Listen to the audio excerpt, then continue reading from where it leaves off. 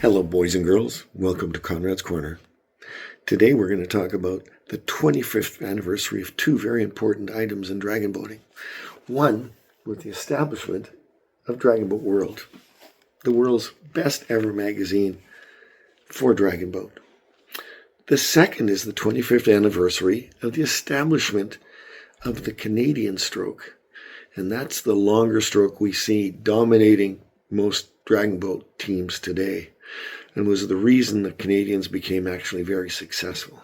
I'm going to read you a story called The Secret. And The Secret talks about what happened and how that stroke was developed. You ready? Are you comfortable? That's good.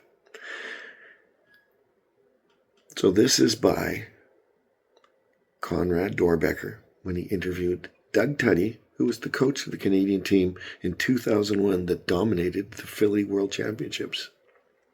It goes like this.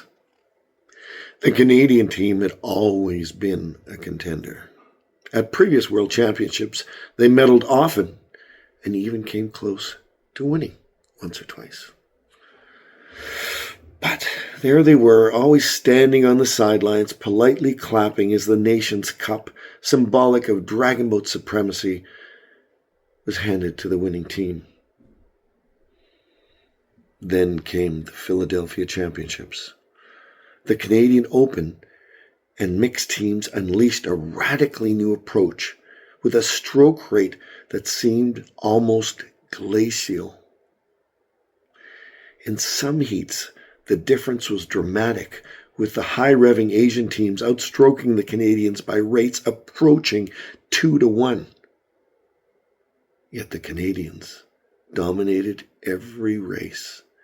They swept both the open and mixed events by huge margins and never so much as lost a heat. By the end of the competition, the new Canadian stroke was on everyone's minds and the topic of many heated discussions. Here, for the first time, world champion Canadian national dragon boat team and Mississauga Canoe Club head coach Doug Tuddy reveals the principles of that technique and why it worked. As a bonus, Tuddy later talks to Dragon Boat World about the off-season training his crew will undertake in their quest to repeat at the Shanghai Championships the following year. Here's a hint. They won the Shanghai Championships as well. So here's the technique and some of the basics. So what happened was the technique developed over the last couple of years and followed the same principles he used in his flat water canoeing style. So number one, it was a positive blade angle at the catch, achieved with shoulder and lower back rotation. Bury the blade where you reach to by dropping the bottom shoulder and flexing the abs. Number three, the secret was to keep the blade buried for as long as possible. And the newest thing they did was pull it to or past the hip. By lengthening the stroke, making the stroke rates much slower, race pace was high 60s at most. They also emphasized, instead of chopping away with a high stroke rate, they pushed off their long exit and allowed the boat to glide with every stroke as much as possible.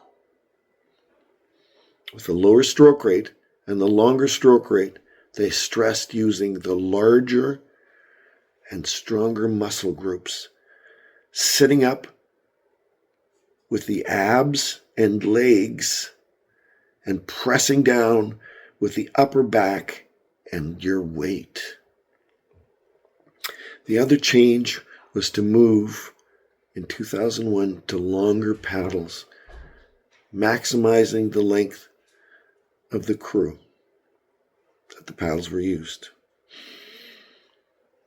But, as you know, Doug Tutty said, the technique is only good as the athletes. And you have to be well conditioned and strong to paddle in that way. Which brings us to part B. Talent is cheap.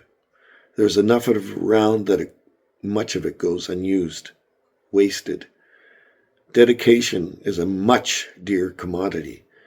It's often boring, repetitious. It doesn't come in glory and ego-stroking ease. But it too can be wasted if not properly directed and harnessed to the aforementioned talent. But when talent, direction, and dedication meet, heaven and world championships.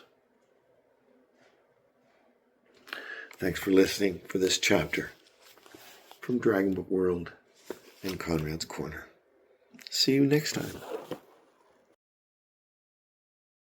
Join our amazing coaches at the 2026 Pan Am Spring Training Camp in Tampa, Florida, April 19th through 24th. You can register or get info now at panamdragonboat.com or call 813-600-8215.